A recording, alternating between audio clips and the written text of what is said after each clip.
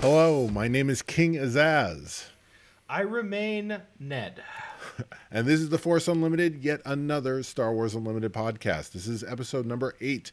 We're recording on January 30th, and we are recording from the city of Dictionopolis, which any well-read elementary school child knows is a place where math is illegal.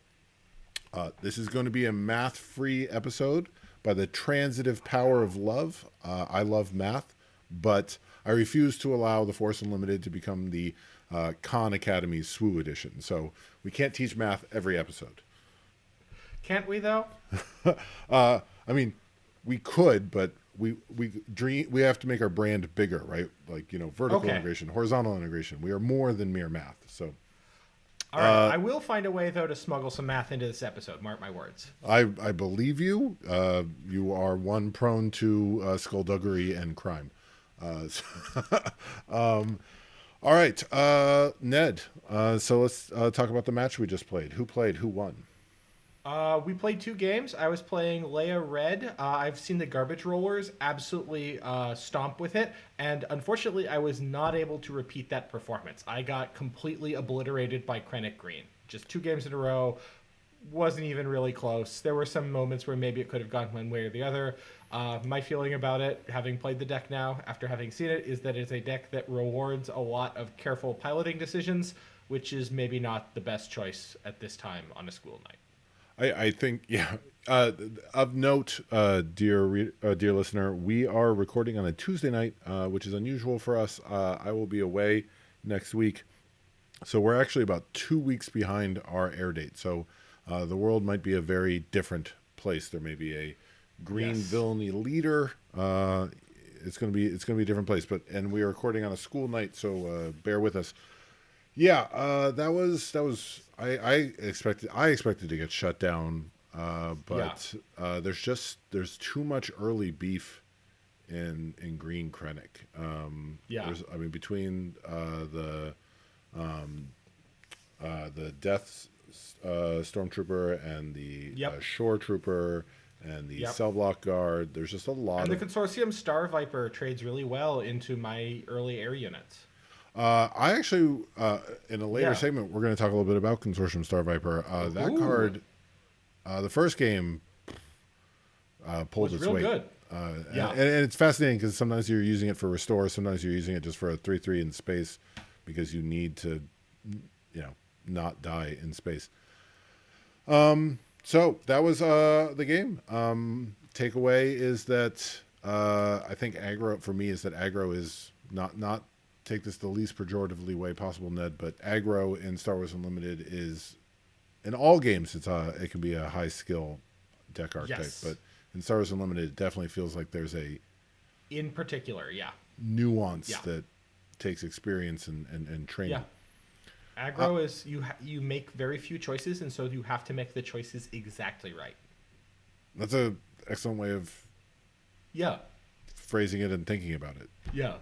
All right, let's break into our main segment tonight.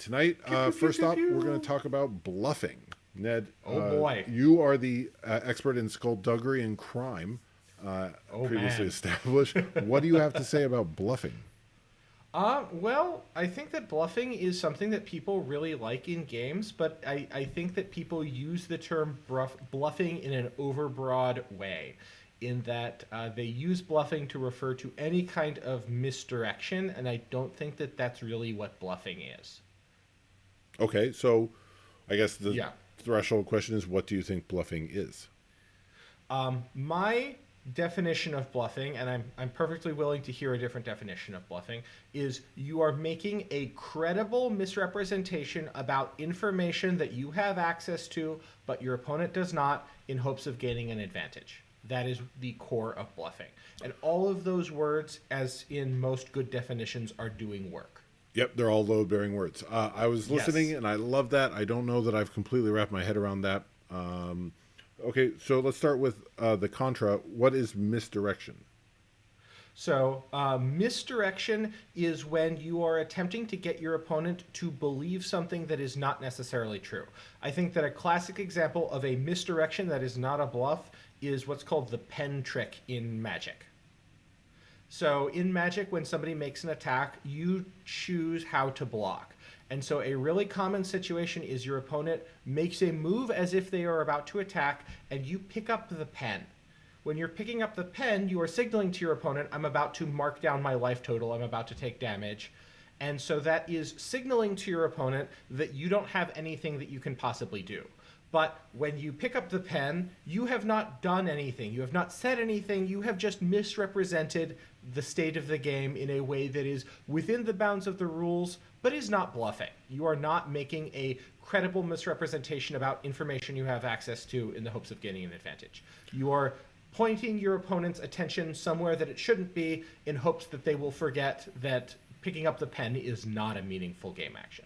So is the distinction then, to break that down, Yeah. is in your mind misdirection is entirely in terms of, I mean, again, the value of paper card games. It's the in-person communication. It's the nuance, the reaching to see a facial tick, kind of Yeah. looking for tells, as opposed to, so bluffing is making game actions, in-game mechanically represented actions, I think or that you can absence of actions that convey.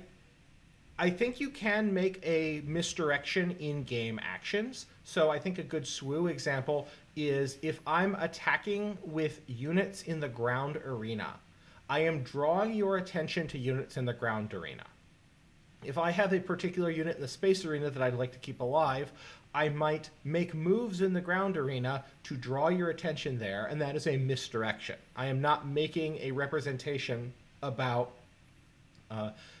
contents of information that I have access to. And I think that it's really important. Why I have come up with this definition the way I have is because when we look at sort of the classic bluffing game of poker, or games like poker, people will frequently make bad bluffs because they don't understand what they're trying to do. And I think that that's why it's really important. Again, this is not mathematical, but this is informed by mathematics. If you want to be accurate about something, you have to be precise. No, and that's why I want to make sure we're circling Yeah. these misdirection versus Yeah. bluffing definitions. Yeah. So in a sense, misdirection is almost it's stage magic. It is the Yes. craft of I'm tricking you by virtue of a lot of my presence, the pen, but or also I'm doing things, I'm generating effort and energy and attention in Yeah. places that I would rather you not think about. Yes. And at the end you feel bamboozled but not betrayed. You don't feel lied Right. to. Whereas Right. and in your terms, a bluff is very much they made actions that telegraphed information that turned out to be materially false. Yes. Okay. Yeah. So I think like another Fantasy Flight game that has a good example of a misdirection versus a bluff is Netrunner. Is in Netrunner, a bluff can be I am placing an asset. Is this asset when you place an asset as the corp, you're placing it face down. You have access to this information, and your opponent doesn't. If your opponent thinks that this asset is an agenda, they should attack it, and if they think that it is a trap, they should not. So to go back to another classic bluffing scene of Vincini in The Princess Bride, only a fool would yada yada yada. You have that information like why would you place an agenda in an unprotected place? Making that is an attempt at a bluff.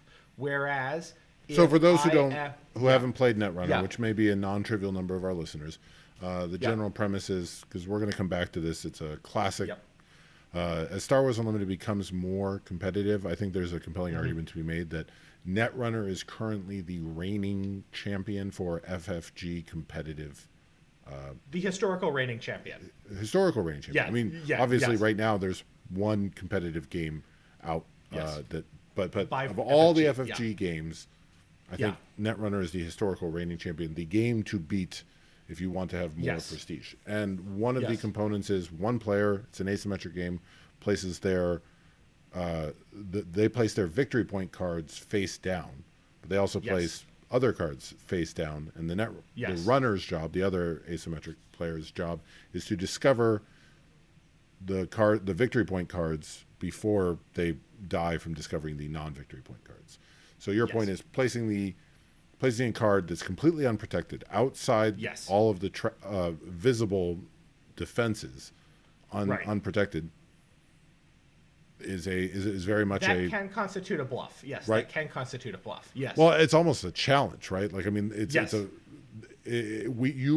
very that gets into, to go back to Yeah. Princess Bride. You know that I know that Right. you know that I know that you know. Exactly. Right? Yeah. Where you know it's unprotected, I know it's unprotected. So obviously I wouldn't put Right. real victory points there. I'd put a trap there. But Right. you Yeah. know that I know that, so you won't run it. So if I know that you won't run it, then I would put victory points there. But Right. And that goes into a different related concept, which is termed yomi, which is this idea of reading, where like you're trying to read what your opponent is likely to do, and you're trying to sort of train them into a set of responses and then break that. But bluffing can be related to yomi, but is not necessarily a part of yomi. And I think that we're going to go just to kind of hone in on the definition a little bit more. I'm going to talk about the really classic example of bluffing in poker. So in poker, I hope that people have played poker, but in the event that you haven't, all the players in a game will have a hand of cards. These hand of cards vary in how good they are. You have information about your hand of cards. You don't have any information about the other player's hand of cards. And then depending on the variant of poker that you're playing, you'll have some information about some shared cards. So a bluff in poker is that you are trying to represent your hand as being something other than it is. A classic bluff is that you are representing that you have a good hand when you have a bad hand in hopes of scaring people out. And because in order to keep playing the game of poker, you have to keep putting money into the pot for the player to win. So if the other person has a very good hand and you do not have a very good hand, then it is to your advantage to stop playing this particular hand as quickly as possible. But, and I think this goes into TCGs, and especially 2 out of 3. You also get into that kind of, and I don't play poker. I aggressively don't play poker. I think it is fair to say that I am a pretty good liar. I would completely agree with that. I'm capable of just running. Yes. I don't generally lie, both because it's wrong and because I'm bad at keeping track of details, so I tend to get tripped up as a child when I lied. But the act of maintaining facial composure and just saying things that are patently false comes easily to me. That aspect of poker feels very easy, but reading other people who are lying, that I had not heard that term yomi before, that I'm terrible at. I am as bad at reading other people's lies as I am at conveying my own. And so like I don't get into poker because right. It's too much trying to figure. I can barely figure out what I'm supposed to do with my hand. Figuring out what other people are doing with their hands, and half the time it involves real money. I gave up with ante and magic. Like I'm out.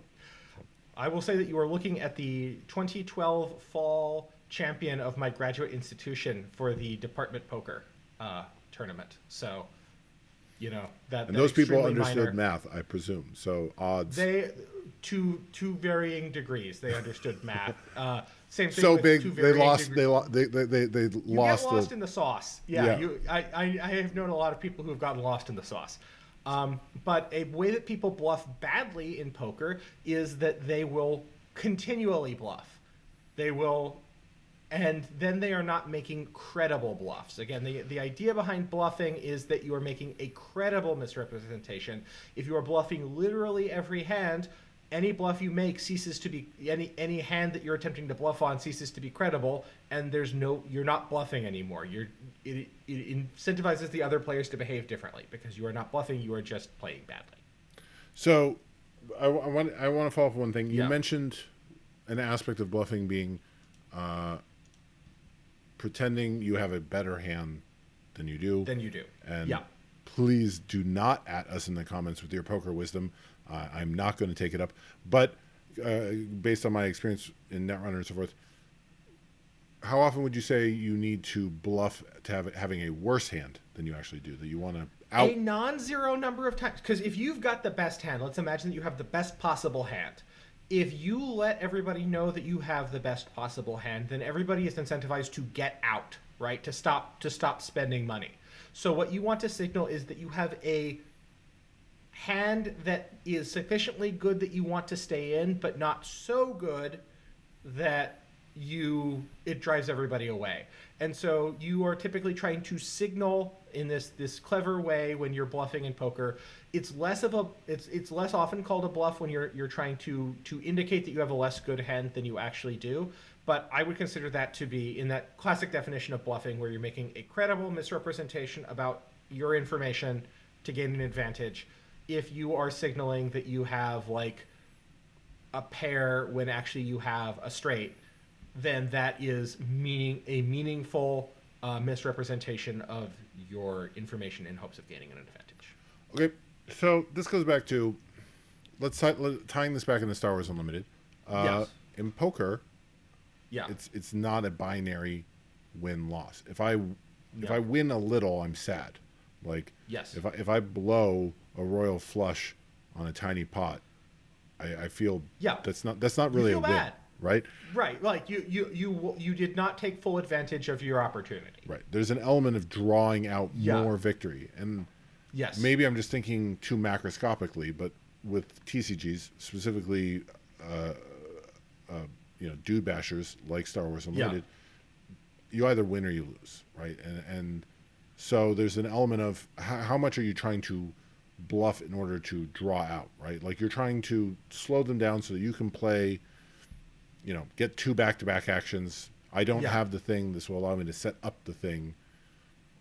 I think it's a pretty common thing. So I think, like in a Star Wars context, I'm going to look at Overwhelming Barrage, because I think Overwhelming Barrage is a really good example of a card you will be bluffing about. So just to, I hope I guess in everybody's both familiar ways, with almost, because you sometimes Yeah. want to convince No, them you have exactly. it, and sometimes you want to Right. convince them you don't have it. that you don't have it, right? So to go through the reason why you do a lot of bluffing with Overwhelming Barrage is because Overwhelming Barrage is one of the few cards in the card pool that allows you to answer multiple opponents' cards with a single card.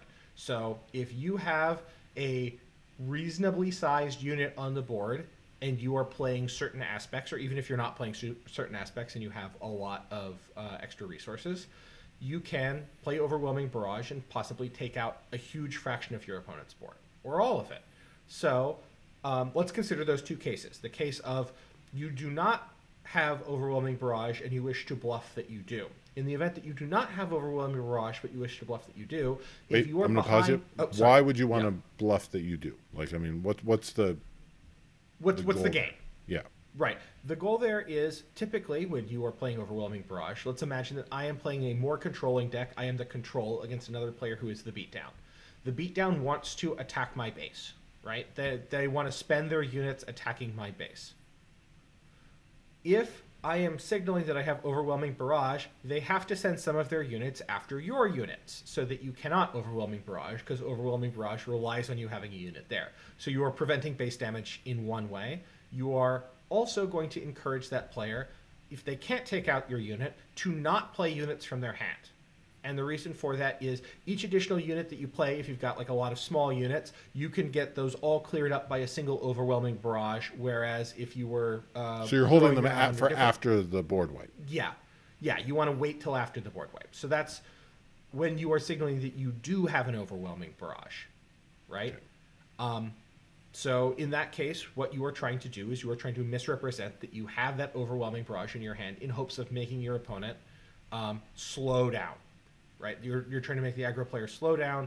And in general, when you are the beatdown, when you have to slow down, slowing down is bad. The more you slow down, the more you advantage the control player, or the player who is playing the control in a particular matchup. So sometimes you have to slow down, but you don't want to. So if you can credibly signal that you have an Overwhelming Barrage, then your opponent is going to need to play around it, possibly. Okay. And then Yeah. the inverse, where you're trying to convince them you don't have one. That one feels a little more obvious. That one's, Yeah. I'm trying to convince you I don't have it, so that you overextend. You leave my Yes. big beefy 8 dudes on the table. You play lots Yep. of little dudes. Yep. I Overwhelming Barrage, I clear the board, and now I have my beefy unit is even beefier. And so you need, as the player who is bluffing, to be able to signal that you have it. And this is where we get into the credible misrepresentation, right? Okay. One of the real keys to bluffing well is that you want to make sure that you are signaling accurately. that you're not sending off a lot of weird signals. Before we go too deep in the weeds on the overwhelming barrage and what I think of as being like the operative parts of bluffing, are there other circumstances that you can think of that are like clear bluffs that you might be signaling? Like overwhelming barrage is the one that's obvious to me, but I feel like there might be a couple of others. I mean, for me, basically, it's any removal, right? Yeah.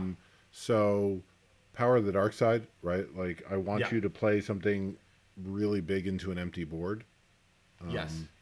as opposed to two small things, because Right. I want max value from Right. Power of the Dark Side. I can imagine uh, takedown, bluffing that I don't have Sure. takedown allows you to be more confident that you could trade instead of running into base, but now that trade puts your leader or high hit Whatever. point target Yeah. into a 5-point range. Likewise, Yep. Vanquish, right? I feel like Yeah. I'm trying to think of what I would want to bluff based on the games I've played, other than removal. It always feels like that's what I'm trying to Removal convince. ambush units, right? Because and the reason why like bluffing with these is that these are things that go generally from being in your hand to taking an immediate effect. It's hard to bluff with units because the unit there's a time between when you play the unit and when the unit gets to do a thing. Well, So and I think that's why you're yeah bluffing the removal is so yeah powerful or important is right because the back and forth nature. I only get one action, so yes I need to put you. I don't get the chance to put you on the back foot and then take advantage of it. I don't get to set up my combo, take advantage of the combo. I only get to do one. So what I've really got to do is convince you to put yourself on the back foot. I've got to convince you to put something within reach, not meaning the aggro reach, but just right any one target within reach of my removal, if it isn't an inherent level of removal. right So I'm trying. I mean, again, ambush again just goes down to yeah removal. It's about making right favorable trades. You're bluffing that you don't have the ability to make an optimal trade, so they will feel confident to put themselves in a position to make a weaker trade, and then you can yep take advantage of them. yeah. And that ambush that also holds to units that do a thing when they come into play. Like I think these are harder bluffs to make because they're such a fine-grained choice, and I don't know to what extent that you're getting a lot of value out of them. But something like Wing Leader or Tie Advanced or the unit that when they come into play they let you attack with another friendly unit. Oh, like the Those fleet yeah lieutenant and yeah. I and forget what the dark side one is. Yeah, the villainy one is. the uh, the snow lieutenant, Snow, Fro- yeah, snow guy, yeah, snow snow guy dude, lieutenant. yeah, yeah, And so I'm curious though, what is? I mean, I don't want to ask how do I bluff. That implies I'm not amazing at lying. But what is the distinction between bluffing and just setting yourself up for optimal trades, right? Because a bluff implies an intent to deceive. It implies yes, an intent, an awareness on my part of the material knowledge that you have on your part. I'm thinking specifically right now. I have in my head one of them are two games. I'm playing yeah, Green Krennic. You left Krennic with one, and yes, I say as if there was some intentionality there, but there's a moment where I've got Krennic on the board. He's got one hit point left, or damage less than hit yeah, points. He's got one hit point left, and I'm able to play Academy Walker. I don't yes. know that I was. I don't think there was a bluff there. I don't It think was there's a just like, bluff, right? That's just an yeah, no, optimal play. I that's was just a doing good other play. Yeah, things, So yeah, I guess that's where I'm trying to get to is what is. So you use a phrase of intentional actions leading to a material a credible misrepresentation. misrepresentation, a Credible, okay. credible misrepresentation about information that you have access to, but your opponent doesn't, in hopes of gaining an advantage. Okay. Well, let's walk through. I mean, Yeah, if every term is the load words. bearing, Yeah. let's figure out why that word has to be in the All right. definition. So let's work backwards. So in Okay. hopes of gaining an advantage, you are Okay. bluffing because you are trying to get something. That something might be that it might be like a better state in the game, or it might just be that you get to feel extra clever. Like not all bluffs are necessarily good bluffs, but you might just like get to get one over on the other guy, the other person, and then you'll feel smart. So this kind of an advantage. Typically, when you're bluffing, though, you're trying to bluff because you are trying to gain an advantage. If you are just misrepresenting things in hopes of, you know, woohoo, goofy You thought I didn't have mode. it, but I did Yeah, I slam. actually did. Yeah, Right. like So that's unless they've made a choice or taken an yeah, action in reliance on that right. information. Then yeah, and it's in hopes of gaining an advantage because you can make bluffs and these bluffs can go badly and you can end up because sometimes bluffs are costly. Like a non-trivial fraction of the time when you are making a bluff, part of what is going to be making the bluff credible is that you are costing yourself something. You are playing in a way that would be suboptimal but for the thing that you have. But if they call your bluff, Bluff. Then you can be you've in a just worse played place. suboptimally to telegraph Right. information that is false. Right. Yep. So And, okay. Well, So there has to be an aside. intentionality. I love that Yeah. idea of there's an Yeah. intent to benefit. It's Yes. not just a show off or feel good, but intent to make a mechanical change in the game. Okay, so right. you've got to send credible signals. But like, what is that? So, okay, so just to keep walking backwards, about information that you have access to that your opponent doesn't. If the information is shared between both players and you are attempting to deceive in hopes of gaining an advantage, that can be a misdirection, right? Like again, if we think about like the space arena, ground arena, if I'm attacking on the ground arena to try and draw your attention over there, it's not that I have access to information that you don't. We both have access to the same information.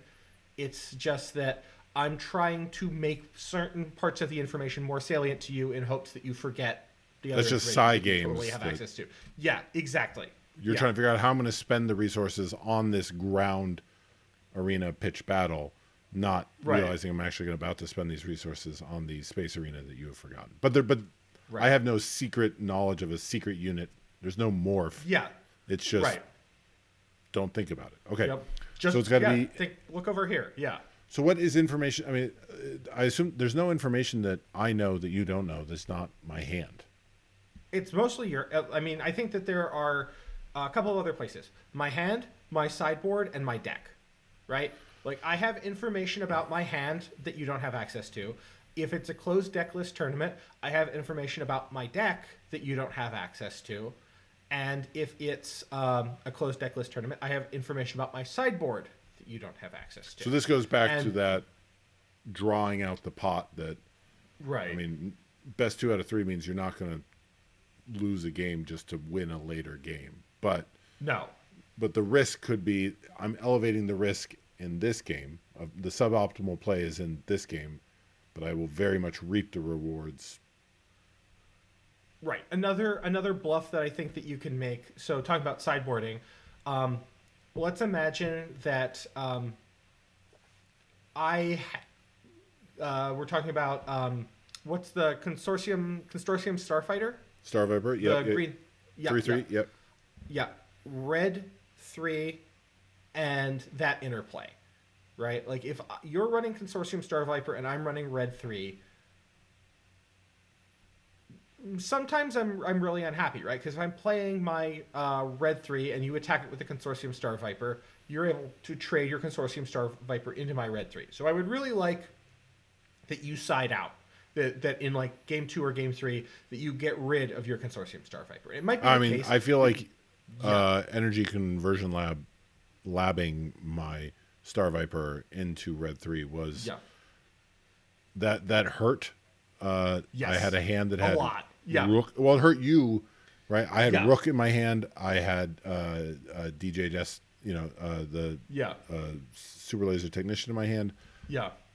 Like I had more traditional ECL targets, but in that moment, with no space units, just leaving Red 3 out was untenable. Right.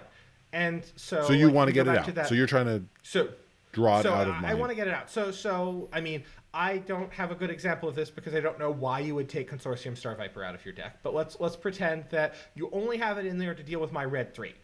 So when it goes to sideboarding, what I might do is I might look like I'm sideboarding things out and not actually sideboard anything out in hopes that I'm tricking you into siding out your Consortium Star Vipers.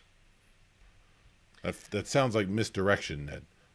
It is a little bit misdirection, but I mean, I guess, but less yeah. misdirection. But 2 material effects would be sideboarding out 1 red 3, like actually. Right, yes.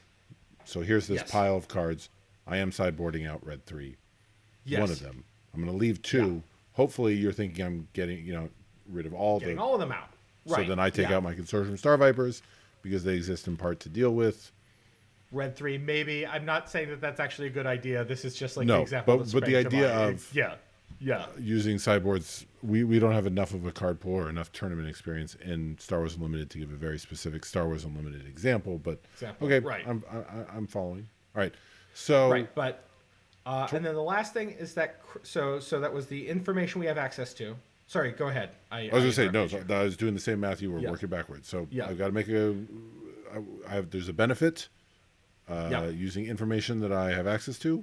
I've got to in some way credibly signal. You said credibly misrepresent.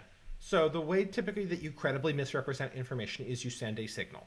Because I can, and sometimes signals are cheap. An example of a cheap signal is something where I'm just talking, right? Like an example of a really cheap signal is I draw my card and go, ho, ho, ho, I got overwhelming barrage. You're in for a world of hurt, right?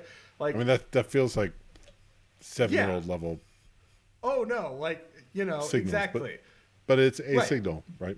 It is a signal, right? But to the point about like talk being cheap, you want it to make a credible signal. And between, adults in a semi-serious environment drawing a card and going, oh, ho, ho, I got my overwhelming barrage is not a credible signal, right? Like, so to that end, I mean, I feel like watching, I think back in Netrunner, I'm pretty good at tracking the hands that are my card or cards that are in my hand. I don't have to look at them all the time. Yeah.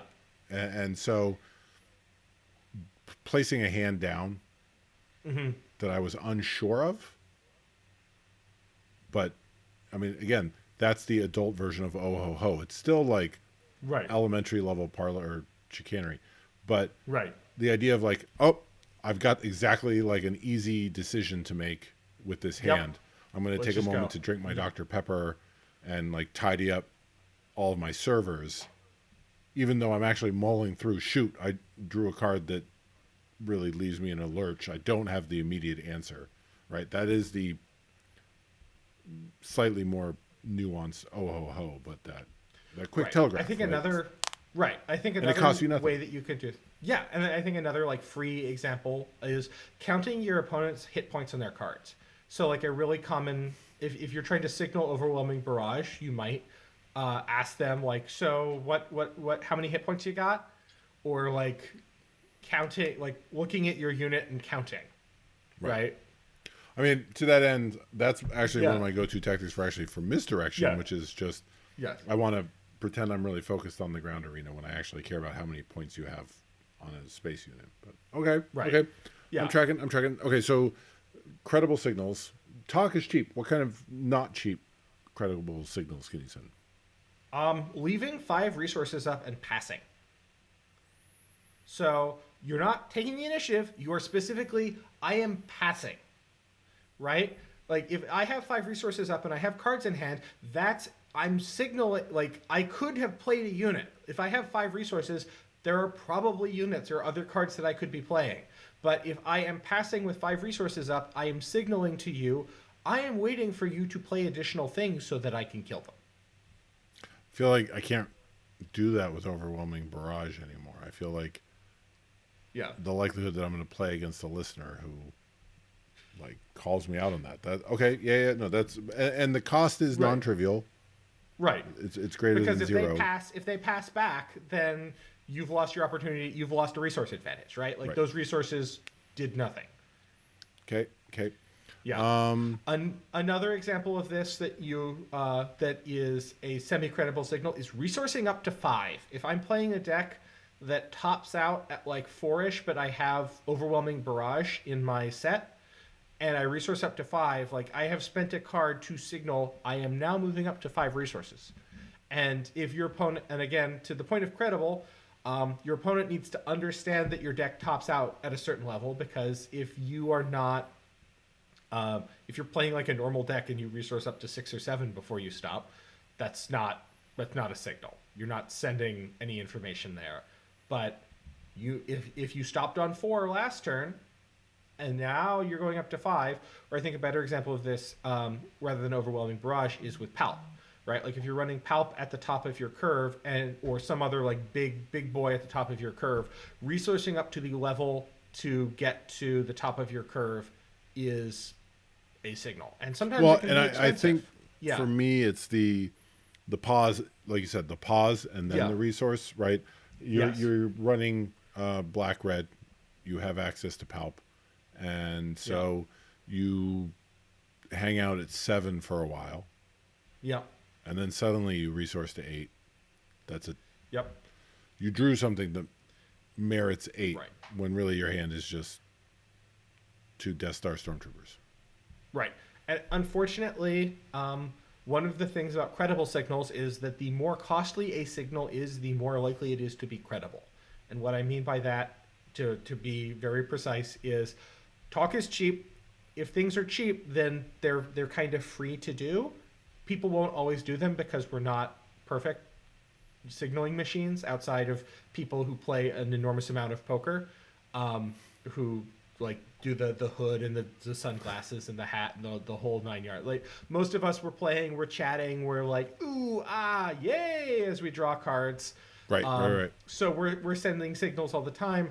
So those signals, if we were trying to be very tight and controlled about our bluffing, we'd want to keep our signals as quiet as we can, or alternatively, you'd want to be constantly signaling all the time, right? Like that. This if you are like me, and I feel that you are, like constantly sending credible signals, like constantly leaking information when it's not hugely materially relevant, can make the misdirection more believable when you have to do it. It can make that credible But misdirection. then Yeah. it becomes more credible the more likely you wouldn't do this unless. Yes. Okay. Okay. Okay, so is that the trifecta? The credible material or credible signals about information that only you have Yeah. towards a goal of gaining advantage. That is the core of the bluff, in my opinion. Okay. I mean, I guess first question is to what end? This segment. So I think that why are we talking about it? Because I think that SWU has a lot of bluffing in it. I mean, like there's the obvious card game stuff about when do I have overwhelming barrage? Do I have an ambush unit? Those kinds of removal. But I think that there's also some micro decisions that you are doing some semi bluffs in.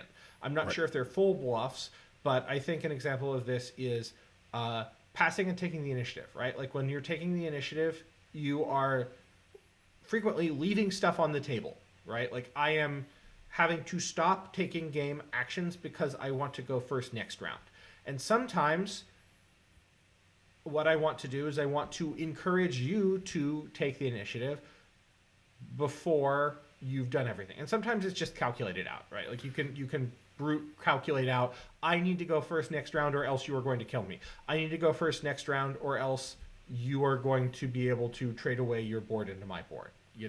I need to my window to attack is very small. I need to go first in order to do that. And so these questions about taking the initiative, I think, have this kind of micro bluff decision to them when they're not being purely calculated. Okay. Yeah, I'm of two minds on bluffing in Star Wars Unlimited. On the one hand, the structure of the game feels like it doesn't actually leave a lot of room for bluffing. The fact that it's so unit heavy, that there's no kind of out of band reactions to telegraph So far.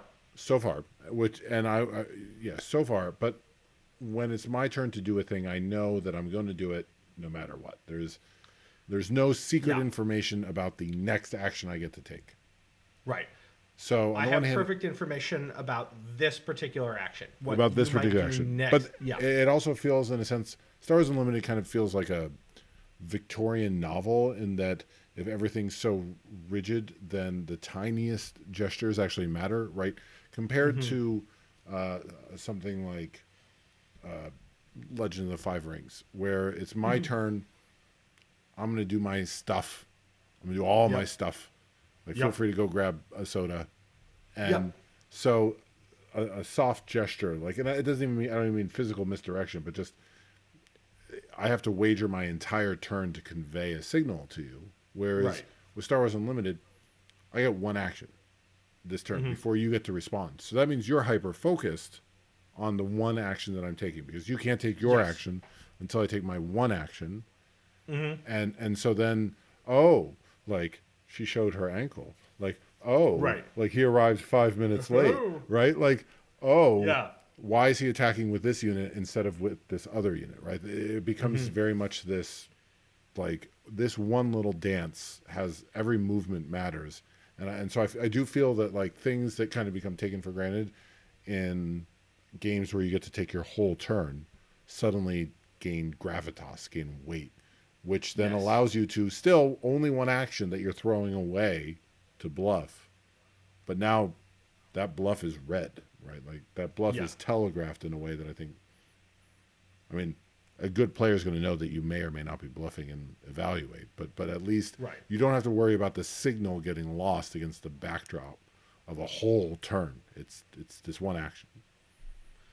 So I think that that's true, but I think that to go back to what I talked about people bluffing badly is that I think that a lot of times people do bluff badly, and that's I think part of why we're doing this segment is that the essence of bluffing well is that you need to bluff credibly, and bluffing credibly means that you need to be able to send a signal that your opponent can read.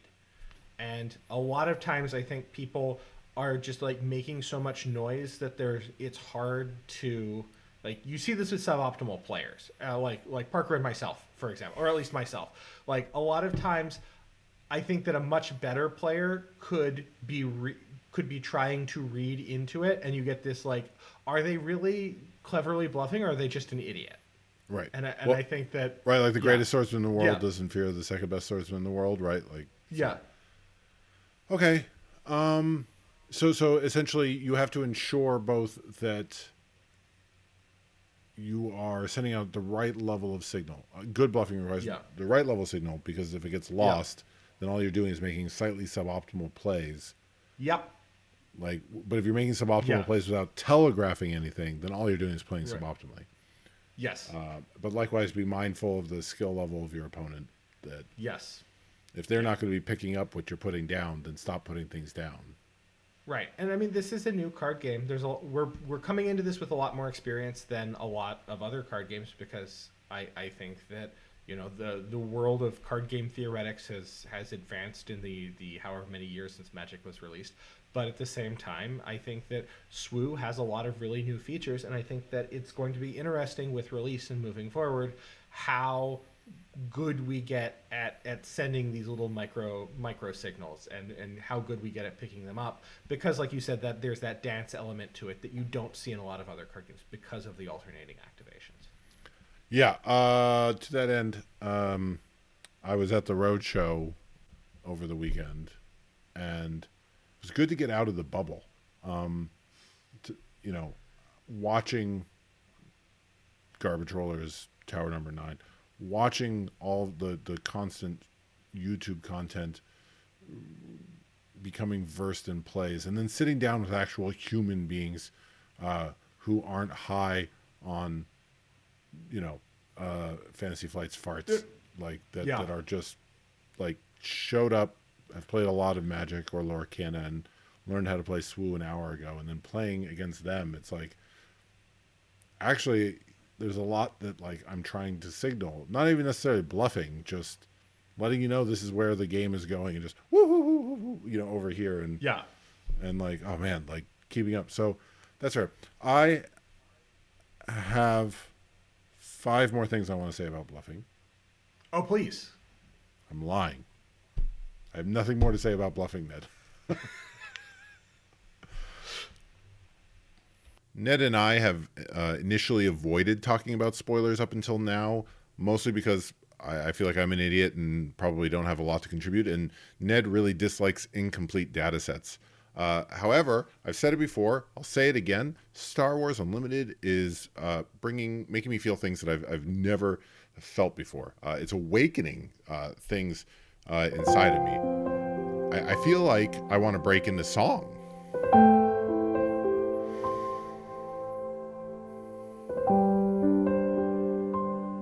But I won't. Instead, I want to talk about Mel Cards. I've also historically been uninterested in Mel Cards, Melvin Cards, Melanie Cards. That axis of analysis, Vorthos to Mel, has not been my jam, but I don't know if it's Star Wars Unlimited or talking about a singular game with Ned this much, but here I am thinking about cards from a Mel standpoint. So also I want to say shout out to the entire Star Wars Unlimited community for pushing me here. Traditionally, Vorthos and Mel exist on a spectrum, and turns out people really care about Star Wars a lot, the IP. And so a game about what? What? Yeah, I'm right. Like people care a lot about Star Wars. Who'd have thunk? So a game about Star Wars brings out the Vorthos in people, and I would rate Star Wars as one of my top 5 space opera IPs. I think that is a fair estimation of where it rates in my heart. I mean, if you can define any category small enough, you can bump things up in the rankings. I didn't say science fiction. I said space opera. No, I was picking that up. Yeah. So, well, I mean, you gotta rule out. No. You gotta hedge. You gotta hedge. Gotta hedge. So, all of that, and I respect that love, and I appreciate that love. But when people get angry or concerned that Yularen is neutral and is not villainous, or why do we have these rebels who aren't heroism? That's not my fight. So I wanted to dive in a little bit to my Mel side. I think I'm being pushed there. So for those of you who didn't watch episode 1, I completely understand. But we have been around long enough. Shame on you. Go. Yeah. It's on the YouTube playlist. Go watch it. It's not. But Ned doesn't understand. Yeah. I understand. Okay. But we have been around long enough that we can do references back to our old playlist episodes, which is pretty great. We talk about the psychographic profiles. If you missed that one, Mel, the psychographic profile, is an aesthetic appreciation of a card that has nothing to do with the lore or the art. Lore and art are Vorthos. On the other end of the spectrum is, I appreciate this card for what it represents mechanically. And that can tie into the lore. If a card's mechanics mimic what that card represents in the fiction, that can stir up Mel feelings and Mel appreciation. But it can also just be like, you know what? I find that this card is a interesting mechanical reference to another thing. Right. And so... Or is like an elegant implementation of a mechanic. An elegant, perfect way. So, yes. Yeah. And I suspect that Ned and I will probably touch on both of those. Both the... Even as we do like Star Wars, just so we're clear, do not add us in comments. So being able to say this card captures this moment in Star Wars is a good feeling, but also this card is just cool mechanically, not in a Johnny way, not in a Jenny way, not in a... There's no like wheels turning in your head about how you're going to combo off, and it's not because a card is necessarily mechanically efficient. It's about that this card does something interesting within the rule set in a way that shows a real touch of skill from a design standpoint. It's a very sort of designer, like card rules designer aesthetic, in my opinion. Man, I'm going to have to go back and grab that from the recording because it's probably too long, but that might be a better subtitle than yet another Star Wars Unlimited podcast, because it's interesting, if not efficient. Might be describe our level of interest in a lot of Star Wars Oh Unlimited. yes. Like, yeah, this is really Yeah. interesting, but yeah, that's and so I think Yeah. that's why we're going to go in. Ned and I are going to do top 3 Mel cards each. I'll let Ned go first, but before he does, I am going to throw out an honorable mention for strafing gunship. Crossing arenas is mechanically interesting, but it just came out for us today. So, well, not today, but today that we're recording. And so there hasn't been enough time to really let it sink in and process and inform this list, because I don't want to put it at the top of my list, because then I'm stuck in high school again saying that Starship Troopers is the greatest movie of all time, and let's not go there, But if we're talking about top 5 space opera, no. So okay, not strafing gunship. Your third Can I most. just Yes, before please. we go on to my third? Can you talk about what makes strafing gunship such a slam? Well, not quite a slam dunk for you, but it stirs up the feeling so strongly.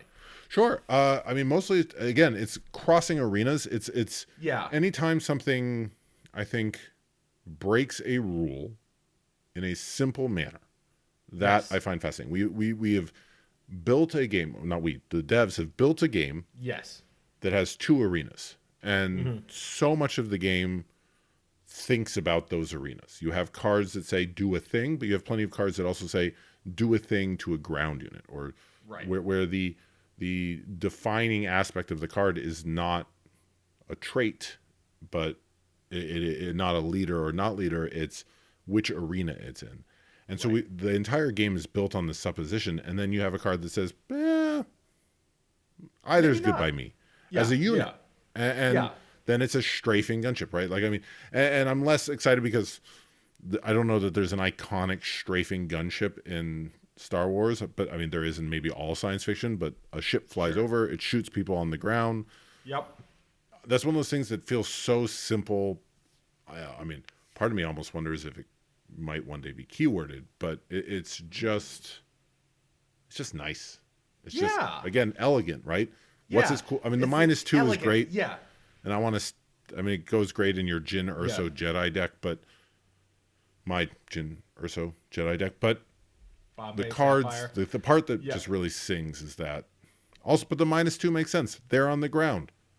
The strafing Coming in out gunship of space. Yeah. coming out of space. You can't shoot back It's as your much. That's crazy, yeah. right? It's your Stuka dive bombers. Yeah. No. So it Beautiful. rates, but it's too new to. I mean, you can't win. You can't win if you just came out. We haven't had time to let that sink in. So Totally. number 3. So Ned. for my number 3 card, it's Power of the Dark Side. I really like it for a bunch of reasons to kind of go through. It's this unstoppable power. It doesn't matter how strong you are. It doesn't matter what your stats are. You will fail to the power of the dark side unless you have friends, right? Like it's a card that specifically targets, if you imagine Luke facing down against Vader, where Luke is full of themselves and Vader it's the power of the dark side. Without Luke's friends, he's vulnerable. I really like Power of the Dark Side mechanically, but I hadn't actually thought about what that represented. Yeah. As yeah, that's although now I'm thinking about. I mean, Luke couldn't defeat the Emperor until He Vader couldn't. Yeah, became no, his exactly. friend. He needed a change of heart. Yeah, right, exactly. I mean, counterpoint. I'd say Yeah. that the Emperor views Vader as traitorous, but Vader Sure. Okay. definitely has more than we 3 can power. have these arguments. Yeah. No, we can absolutely have these arguments. Yeah. No, but yeah, absolutely. So okay, so Power of the Dark Side, high Mel score. Yeah. I'm gonna go with 2, tied for 3rd 2? place. Yeah, So wait, so you get an honorable mention and you get an extra one? I'm gonna say that the honorable mention is from both of us, but yeah, Okay. I wrote I wrote the script, right? Also, you got to pick your 3 first, so I'm Fair. scooping up the dregs. Okay. But they're it's just 2 cards that do the same thing for me, which is my number 3 Mel card is Entrenched and Force Throw, and I don't know if these are somewhat thematic. Force Throw feels very thematic. You're throwing the card, but what makes it sing for me is that I think either mechanic would work on its own, either half. So, for example, to take entrenched, if you had a card that was give a unit, an enemy unit +3/+3, and they can't attack your base, there's a cost where that would be playable. Right. And likewise, give one of your units +3/+3, and a friendly unit +3/+3 and can't attack base. There's a cost where that would be playable. Yes. By mashing a resource those, cost. a resource cost where that would be playable. Yeah. But by mashing them together so that it's any unit, it presents a very compelling and I think interesting choice. Do you give the +3/+3 to your opponent as a defensive measure that you have to deal with later? It's just a stalling tactic, and stalling tactic is a tough question in blue, which is rife with actual solutions as opposed to stalls. Or do you give yourself the +3/+3 to establish dominance of an arena? Either can be viable, but it's a very context dependent decision. And I think regardless of whether that makes it good, having those high skill context read cards, I think just elevates the entire game. Likewise with force throw. Do you discard the card to ensure that you are doing a lot of damage? Or do you make them discard the card so they're down a card, but there's a good chance? I mean, there goes medal ceremony, and great, you did 0. But again, it requires you to read the meta. It requires you to read your opponent. It requires you to read the context of what you're attempting to achieve. And anytime you can increase the amount of context reading, it elevates the game. So that's my number 3 is force throw and trench. Those kind of interesting whoever you play them on. So who's your number 2? And my number 2, Darth Vader commanding the First Legion. Unit Vader. This is the reason for this is the kind of movie moment aspect of it, where I recently was able to rewatch Star Wars with my child, and the moment when Darth Vader bursts onto the consular ship, he's got all his flunkies with him, and he's absolutely just kicking butt, throwing people all over the place. He's a menace, and I feel like Darth Vader commanding the First Legion totally has that feel. It captures that movie moment perfectly because he's coming in, he's ambushing, so he's probably going to take out something non-trivially large, and he's brought his flunkies with him. So he gets to really show off how much of a big tough badass he can be. If you had not chosen your 3 Mel cards first, I was also going to choose Vader, but for a different reason. I was thinking, mindful that the art portrays him on Hoth.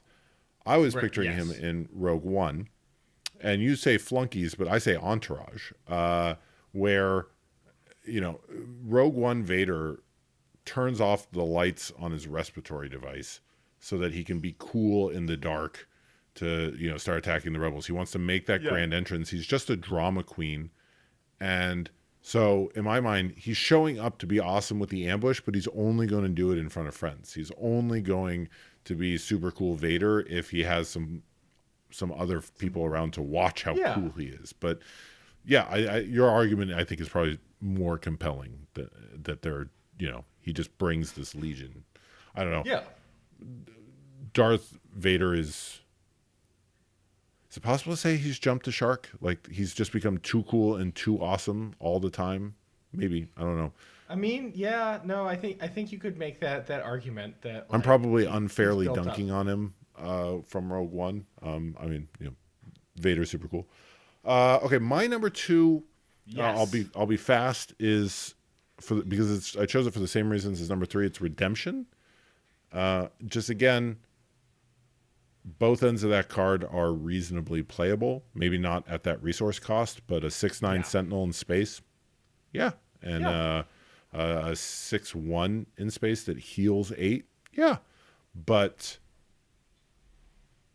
the choice, how much do you heal, how much do you leave on the card, is again elevates the skill. The reverse Palpatine,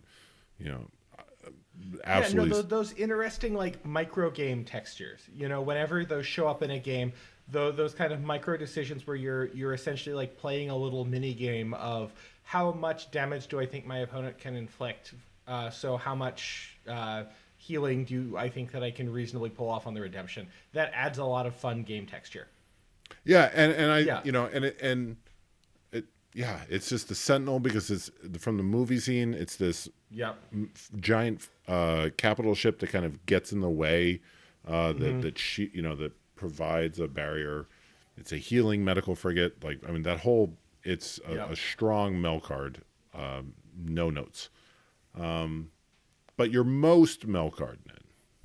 My most Mel card, number one with a bullet, is the Millennium Falcon. The reason for that is twofold, and that has to do with the fact that the Millennium Falcon has two abilities. So let's look at the two abilities on the Millennium Falcon. The first is it comes into play readied, right? And if you think about, going back to A New Hope, you've got the scene, Luke's in the trench run, Darth Vader's on his butt, everything's looking like it's all going to come down, and out of nowhere, blazing out of the sun, it's the Millennium Falcon coming in and rescuing Entering Luke. ready. Yeah, entering ready, right? It's coming in out of nowhere to help. And I think that really captures that particular feel about it. And then simultaneously, the Millennium Falcon... It's, I think, and the key thing is that it's not just ambush, right? It's a base attack that it's helping. So it's not just entering ready to attack another unit. I mean, technically, yes, but it's entering ready as part of a base run, so it can do damage to a base, elevating it above ambush. Yeah. So that's number one. And then number two, the second ability on it, the drawback, is that the Millennium Falcon is always kind of running off, right? Like if you think about the lead up to that scene, Han is leaving. He doesn't want to be part of this rebellion. He just wants to get paid and go. If you think about, right before the invasion at Echo Base, Han, he's just trying to get paid, trying to get out of there. He wants to go pay off Jabba. So there's this constant risk that the Falcon, it's not really on your side. It's at least under Han, it's kind of a little bit amoral, right? Like it's going to be here, but it's got its own situation going on. And the combination of those two means that you get a unit that gets to play these really fun kind of hit and run games that I like a lot. Like it's maybe not the most efficient way to spend your resources, but having a ship that can come in, deal some damage, and then bump off back to your hand is something that I think is interesting. And getting like multiple enter the battlefields off the same card, multiple like when played abilities, if there are abilities in the future that I expect will trigger off of playing the Falcon or something like it, that's interesting. I like that kind of texture.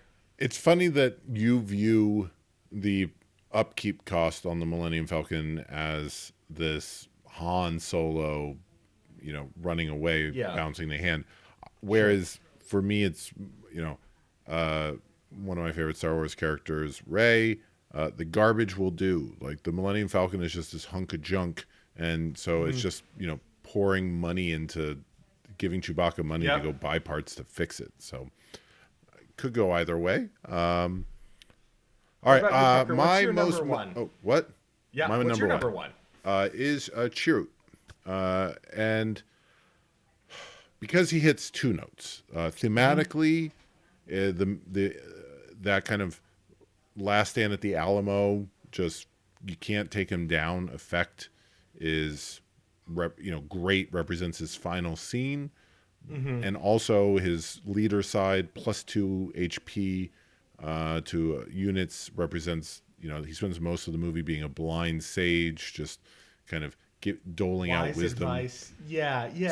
So thematically it really hits the notes, but then on what pushes it up into number one from really good to just is that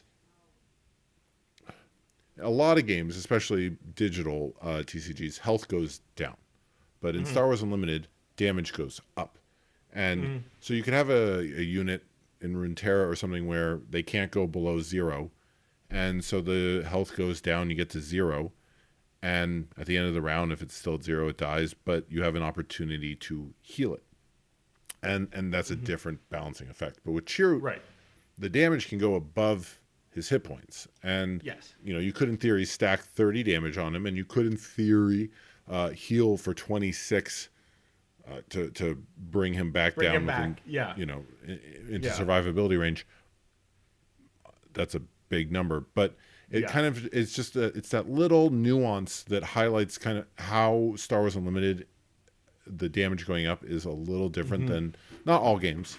Plenty of games have damage go up, but I would say it's less common, especially in the era of digital TCGs. And so his ability just goes, just a little bit extra. You have to think about, oh, that's how Star Wars Unlimited does it. And for that, it pushes me into number 1. Beautiful. All right. One more segment, dear listener. I think it's fair to say I'm a monster. I am a bad person. I do bad things. And as you know, tonight I am King Azaz, ruler of the city of Dictionopolis, and I've made this a no math zone. And Zero math. And over the weekend, Take the Initiative had a nice little 8-round bracket, and we are not at 100% Sparker Rebellion, but I mean, 17 out of 18 leaders is getting there. This is close to a full meta, and there's enough diversity that you can have ask interesting questions, watch interesting games. So Ned, we have a tournament with a bracket. There are spreadsheets out there that track cards. Oh, man.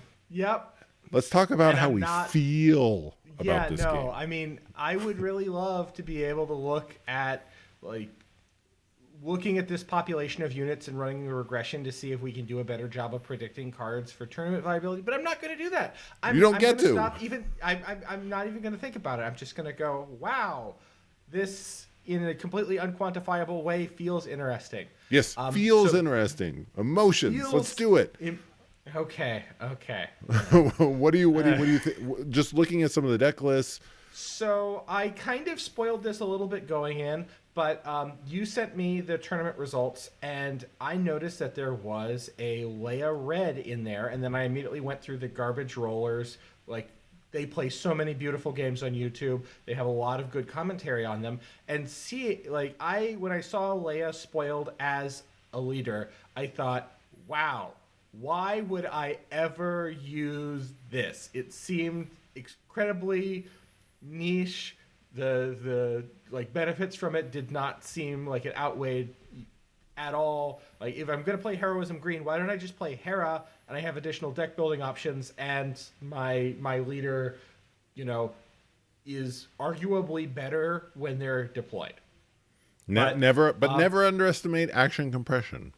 Yeah, no, and I think that that's the takeaway, and that's one of the things that is super fascinating about Star Wars Unlimited is that it has unique features that you don't see in other games, and so one's ability to kind of evaluate things off the cuff has to get updated. And seeing, the Garbage Rollers games where Leia Red just absolutely runs the table, I did not have similar effects, and I think that was purely piloting error. But that there's a Leia Red in the top 8, and not only it's a Leia Red, but it's a Leia Red that's running Medal Ceremony. It's a Leia Red that's running Academy Training. These are 2 cards where I saw them and my eyes just glazed over and my brain went draft chaff in a really kind of loud klaxon. But I mean, I do not argue with facts, and these are some really interesting facts that I'm going to take some time to chew on. Yeah, I remember when Star Wars Unlimited was being announced and people were looking at things, and I remember when Leia was spoiled. She was the first spoiled leader.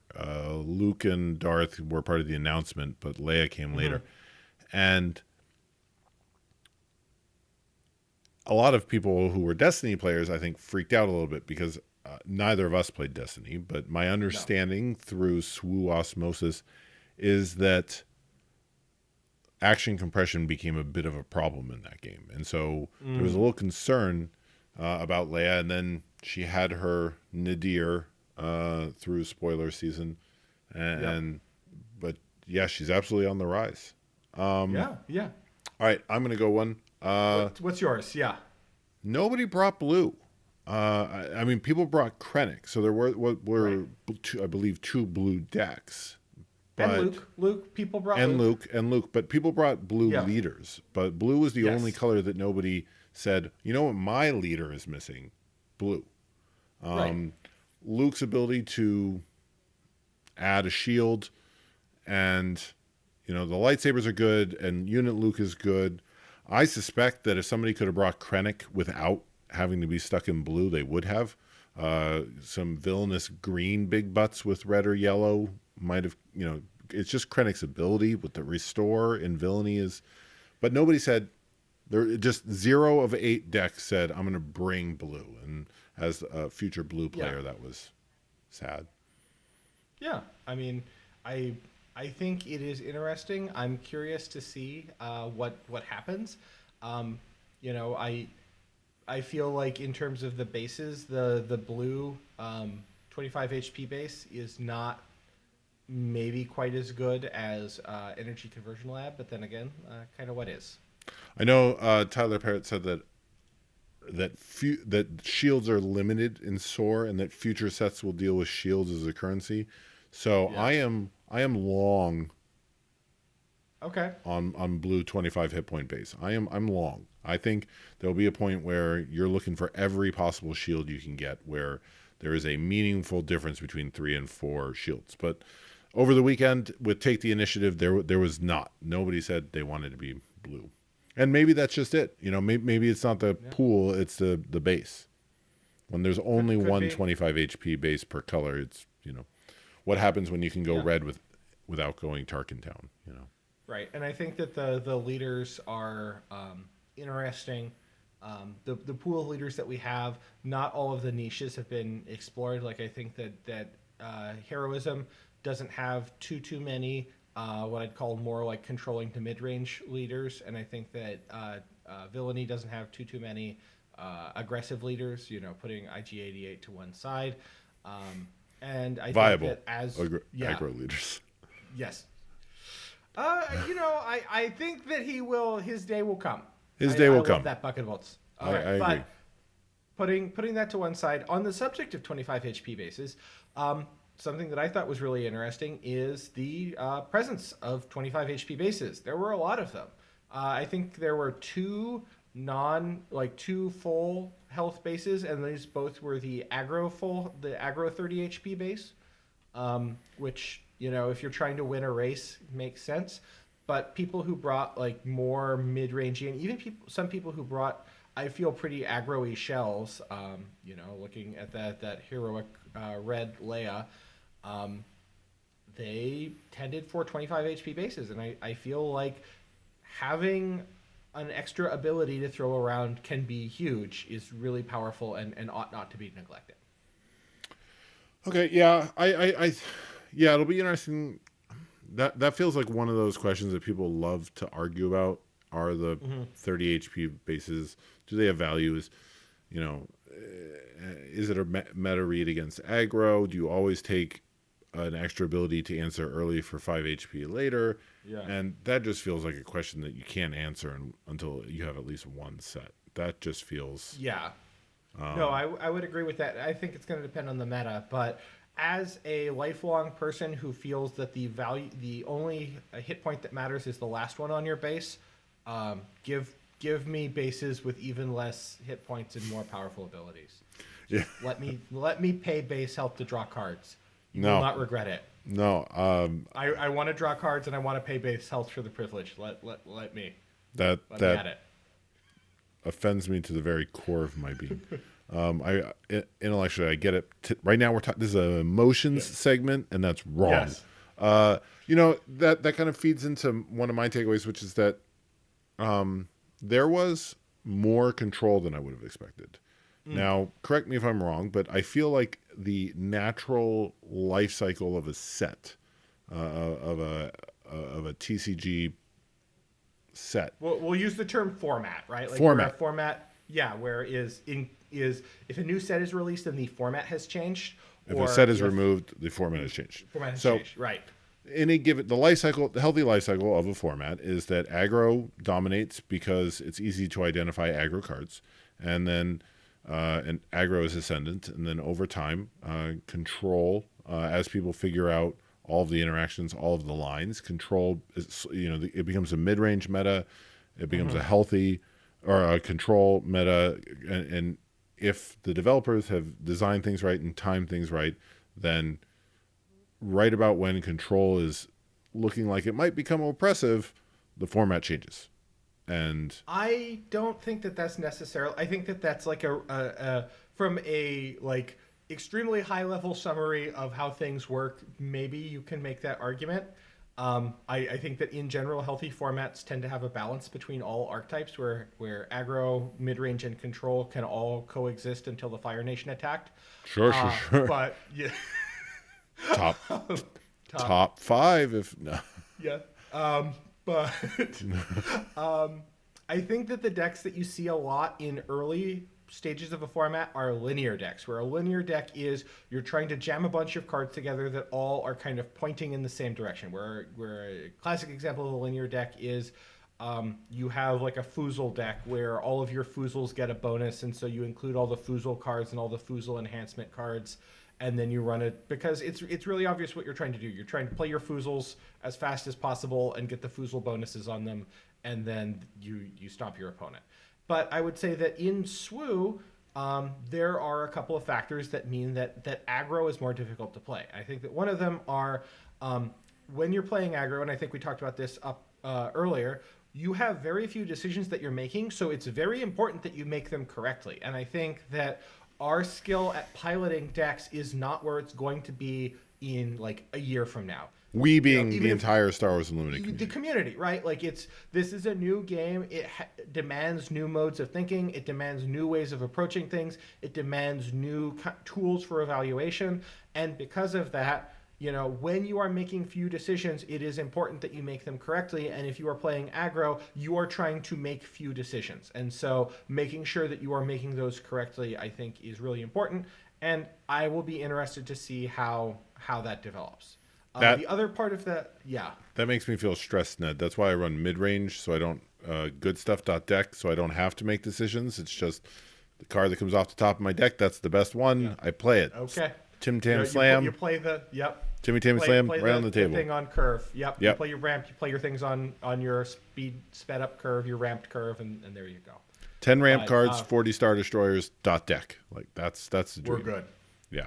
Okay. I think the other, just one more tiny note, and I know that I think that another question is the two resource question is because we're starting with two resource is we're accelerating the game a little bit, right? Like mid range, if I'm playing a mid range deck by turn 4, I'm getting into the kind of beefy part of my mid range deck, whereas if we were starting with one resource, I'm not sure that you would have to have that extra turn, and the player who was running a lot of one-cost units would have one more turn worth of stuff potentially. And so I'm not making... Yeah, go ahead. That goes to last week's or 2 weeks ago's episode, in that where one... you were saying that a lot of decks in the current standard Magic format just don't run one cost, but I assume most... aggro decks run one cost. Yes, they run one cost units. And so they're essentially in a one drop getting an extra turn. And which is not true here. Almost everybody can find a 2 cost that fits into their deck's plan. Somehow. Right. Okay. Yeah. One more observation, Ned. I think we each had three. No, I mean one more observation about the tournament. Overwhelming Barrage. So if we look at that's not an observation, that's a card. I think that it is both a card and an observation, is that Overwhelming Barrage is one of the only cards that you can see in the current metagame that has the ability to take out multiple opposing units.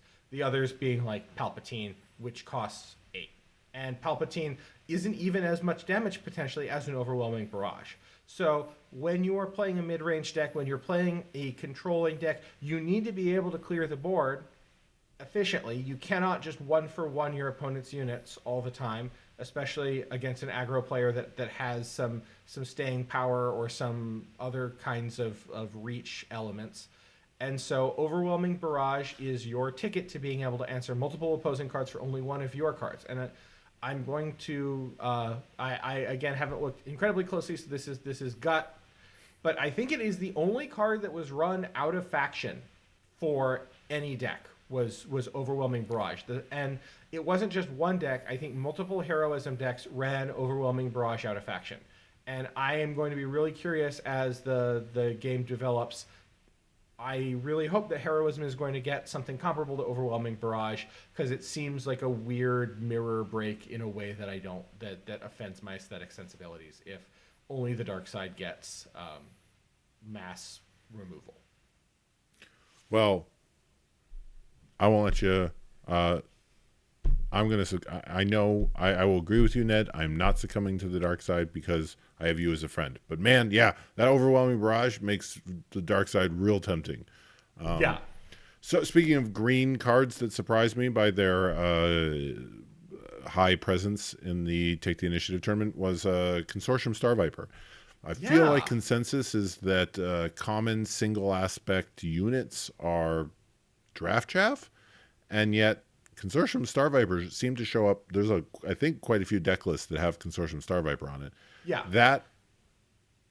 That felt odd. Like that felt counter to conventional wisdom, and so So here's my take on it, is that I think from a naive perspective, you're going to assume that a unit that has more aspects is going to be more powerful. And I think that in general, I believe that, Ned. Are you saying I'm naive? I am saying that is a naive approach, because I think that on the whole that is true. But when you're a designer and you're making cards, there's variances in the cards that you design. You're not like using the same bucket of power. You're trying to keep the buckets the same size that you're pouring into all the cards, but you're not going to make it perfect. Some cards you're going to pour a little bit more into, some cards you're going to pour a little bit less into, and then the combination of that with specific requirements. To talk about the games that we played, answering 2-3 opposing space units on turn 3 is something that you really need to be able to do. Like red 1 is significant. Red 3. Red 3, thank you, yes. Yeah. No, you're right. Yeah. I enjoyed playing right. Consortium Star Viper when I was running Green Krennic, right? Like that's it's a fantastic stall card, Right. If I don't have initiative, it's just 3/3 of space beef, and if I do have initiative, it's a restore. Right, and it fits right into that particular spot. And so you are sometimes going to see, even though overall, as a rule of thumb, I think that it's true that single aspect cards will probably have a little bit less juice in them than multi-aspect cards. I think that you are going to see continually commons, single aspect commons that are role players that do a specific job showing up in decks going forward, just because units sometimes specifically the right tool. Yes, you don't think job. That's not even units. You don't think that's a limitation of the format that right now we just don't have enough sets, and that if we're in a 6-set format, you can't find enough 2-aspect cards that are better than the single aspect cards to do the thing you want to do? I mean, I'm going to say from my gut again. We're trying to. This is the gut zone. This is the gut zone. Yeah. I'm going to say no, and I'm going to base this on like Magic. And in Magic, a card with 2 colored pips is probably better than a card with 1 colored pip. So like a 1 in a red versus a red card. And nonetheless, we see people play 1 in a red cards in all different kinds of formats. And yes, the resource model is different, and you can make the argument that, color requirements, yada, yada, yada. But sometimes you need the right tool for the right job, and sometimes like the benefit that you're getting by adding the extra aspect is not lining up with what you need it to do. So typically they won't print strictly better versions of cards, right? Like typically they won't print like Vanquish, but you draw a card at the same cost if it's like blue-black, right? You can make the argument that Power of the Dark Side is takedown for blue-black, right? Where it's and yet it is distinct. It is distinct, right? And there are going to be metas and calls where takedown's the better play. Exactly. Or, you just run both. Or yeah. Yeah. That's always a good answer. Los dos. Yeah. All right, and I think that's all she wrote. That was episode 8. This was episode 8. We're still in it, technically, of The Force Unlimited. We're recording on January 30th, wink of 2024. Dear listener, if you have any thoughts about this episode, please email us at theforceunlimited@gmail.com. Ned, do you have any thoughts about this episode? I do have some thoughts about this episode. My thoughts are I cannot wait for the return of that Dear Sweet Man Monday. Oh, of math? Yeah. Yes. No. I have secured my iron grip, and I am never releasing it. I control the overlay. I'm never changing my name back. Okay. With that, dear listener, we will see you in 2 weeks. Adios.